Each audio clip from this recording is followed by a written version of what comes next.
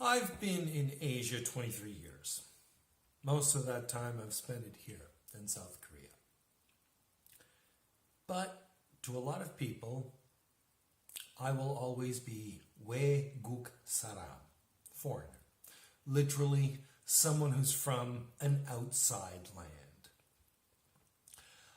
There have always been times in my 23 years in this continent, in this country, when I'm reminded of that.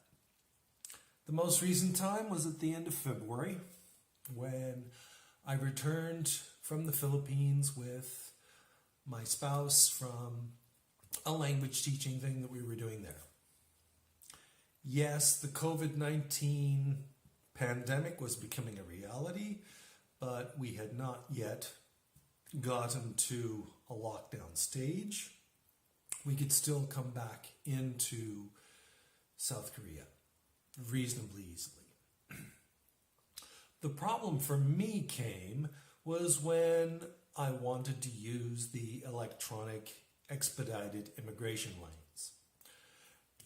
I have an F visa because I'm married to a South Korean national, so I've been allowed to do that. I've been able to press my thumbprints, have a picture taken of myself, have my passport scanned, and then go through the automatic gates.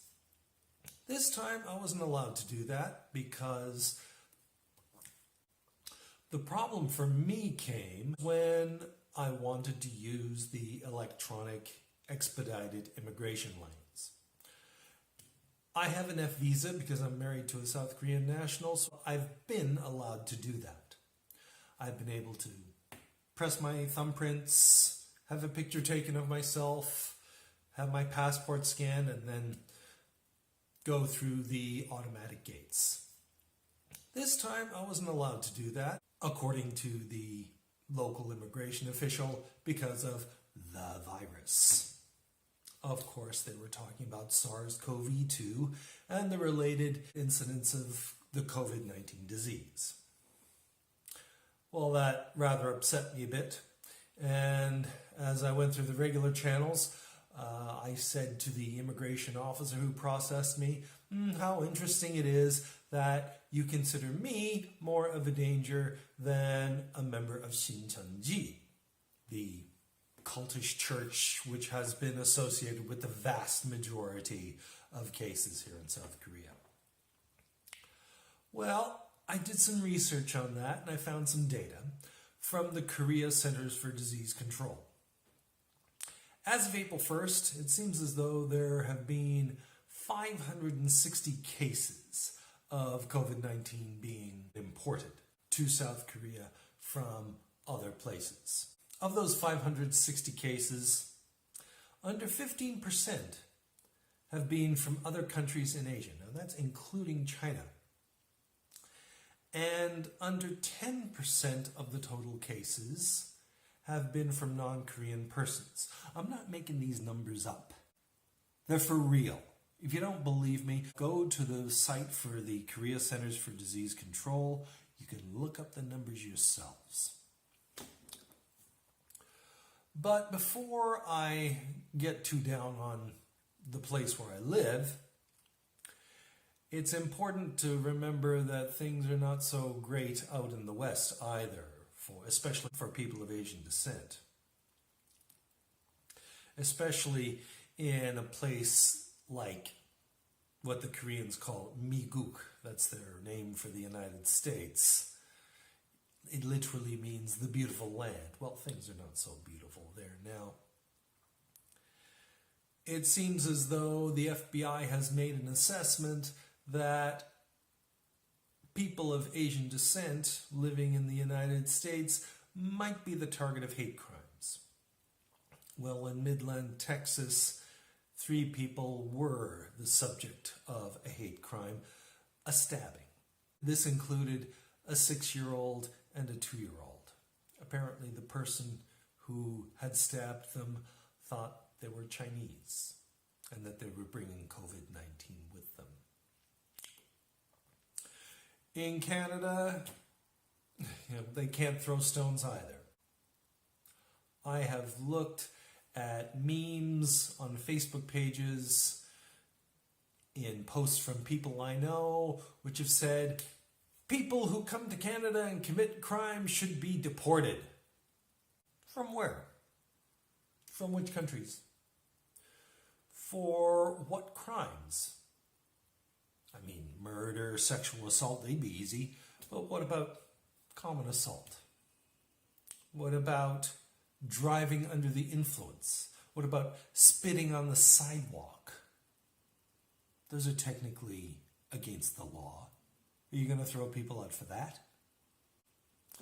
Well, it seems no matter where you live in the world, the incidence of, we could call it racism, we could call it xenophobia.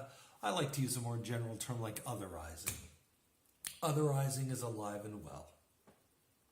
The idea that we ensure that people who look different from us remain objects of suspicion, fear, irrational dislike, hatred.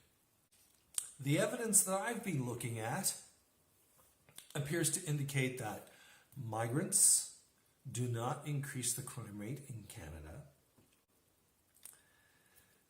Migrants are no more likely to have interactions with the justice system than native-born persons in the United States.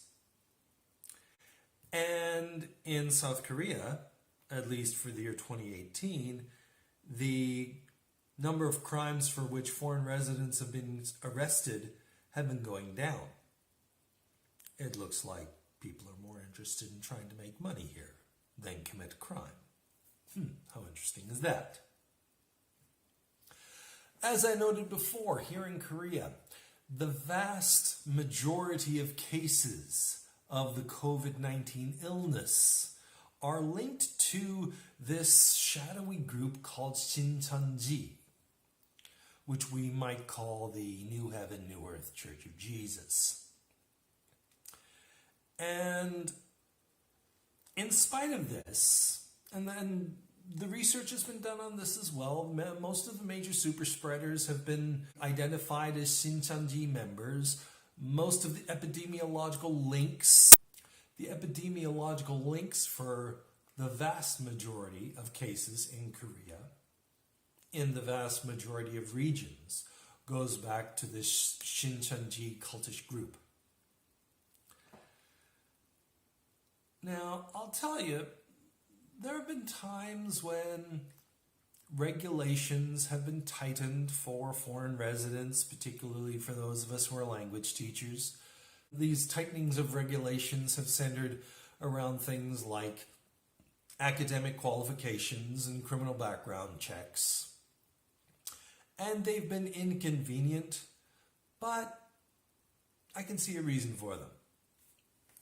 This time, though, whether it's in Korea or in Canada or in the US, it just seems to be plain irrational fear of the other, of someone who's different. But then, I'm a foreigner. I don't know the Korean mind. I don't know Korean feelings. I also haven't lived in my culture of origin for over 2 decades. I don't know how it's changed so much that people would be not so much at ease with the ethnic makeup of the area compared to the past. So, I'm on the outside both ways. What the hell do I know? This is Craig Bartlett on the outside looking in.